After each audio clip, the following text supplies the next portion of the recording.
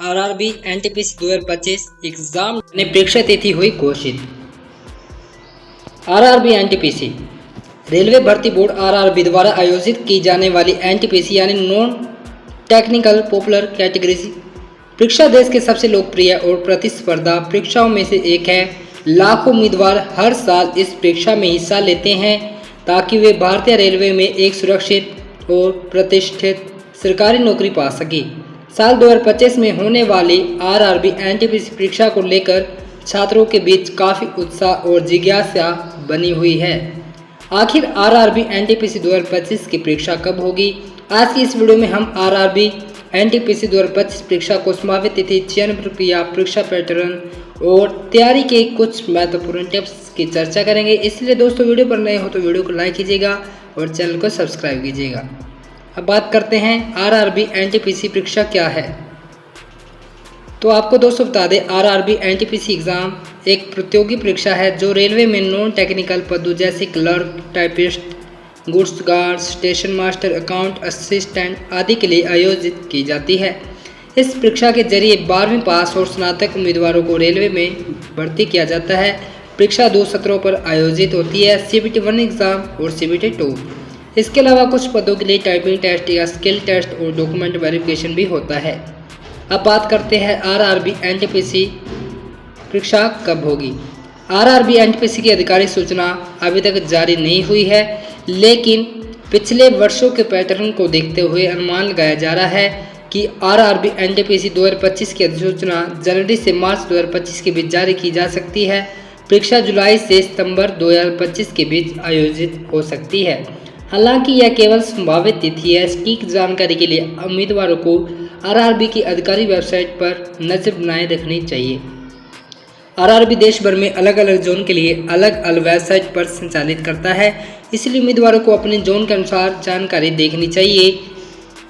अब बात करते हैं चयन प्रक्रिया की। सबसे पहले CBT 1 एग्ज़ाम होता है, जिसमें जो कि सभी पदों के लिए अनिवार्य होते हैं। कुल 100 प्रश्न होते हैं इसमें और समय होता है 90 मिनट का, जिसमें विषय रहता है सामान्य जागरूकता, गणित, जनरल इंटेलिजेंस व रीजनिंग। ठीक है। उसके बाद CBT 2 परीक्षा में भी 120 प्रश्न होते हैं जो 90 मिनट के लिए रहता है। विषय वही रहते हैं, लेकिन कठिनाई स्तर थोड़ा सा अधिक होता है। उसके बाद होता है टाइपिंग टेस्ट कई पदों के लिए, जैसे क्लर्क, टाइपिस्ट के लिए, स्टेशन मास्टर, ट्रैफिक असिस्टेंट के लिए भी होता है। उसके बाद होता है डॉक्यूमेंट वेरिफिकेशन और मेडिकल टेस्ट। अब बात करते हैं आप तैयारी कैसे करें। सबसे पहले आपको सिलेबस को अच्छे से समझना होगा, लेकिन अगर उसे ठीक से समझा जाए तो तैयारी आसानी से हो सकती है। सबसे पहले पुराने प्रश्न पत्र देखें और पैटर्न को समझें। नियमित अभ्यास करें, कम से कम रोजाना 2 से 3 घंटे मॉक टेस्ट और पिछले सालों के पेपर को हल करें। इससे स्पीड और एक्यूरेंसी दोनों बेहतर होंगे। करंट अफेयर पर ध्यान दें। सामान्य जागरूकता में करंट अफेयर का बड़ा योगदान रहता है। रोजाना समाचार पढ़ना और मासिक करंट अफेयर्स पत्रिकाएं पढ़ना फायदेमंद होगा। ये दोनों सेक्शन स्कोरिंग होते हैं, इसके लिए नियमित रूप से प्रश्न हल करना और शॉर्टकट्स ट्रिक्स सीखना जरूरी है। परीक्षा के दौरान समय का सही उपयोग करना बेहद जरूरी है, इसके लिए टाइम बाउंड प्रैक्टिस करें। जरूरी दस्तावेज और आवेदन प्रक्रिया।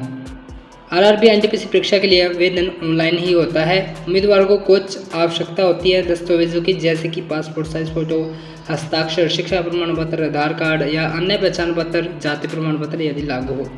आवेदन प्रक्रिया के दौरान सभी जानकारी सावधानी पूर्वक भरनी चाहिए, क्योंकि किसी भी त्रुटि से आवेदन अस्वीकार हो सकता है। आरआरबी एनटीपीसी 2025 एक सुनहरा मौका है, हो सकता है उन लाखों छात्रों के लिए जो रेलवे में करियर बनाना चाहते हैं। परीक्षा की संभावित तिथियों के आधार पर तैयारी की योजनाएं बनाएं और अभी से मेहनत शुरू कर दें। आधिकारिक अधिसूचना की प्रतीक्षा करते हुए मॉक टेस्ट, पुराने पेपर, करंट अफेयर्स पर ध्यान केंद्रित करना और आपके लिए फायदेमंद रहेगा। जैसे ही आरआरबी एनटीपीसी 2025 का नोटिफिकेशन जारी होता है, आपको फॉर्म भरने से लेकर परीक्षा तक का पूरा गाइड मिल जाएगा। लेकिन अब तक तैयारी में सफलता ही कुंजी है। अगर आप चाहते हैं कि आरआरबी एनटीपीसी के लिए एक संपूर्ण स्टडी प्लान या टाइम टेबल भी तैयार करूं, तो बस बताइए, मैं तैयार हूं आपकी मदद को। तो साथ ही उम्मीद करता हूं जानकारी अच्छी लगी होगी। वीडियो को लाइक करके चैनल को सब्सक्राइब कीजिएगा। मिलते हैं साथियों एक और नई वीडियो के साथ। तब तक के लिए जय श्री राम, वंदे मातरम। धन्यवाद दोस्तों।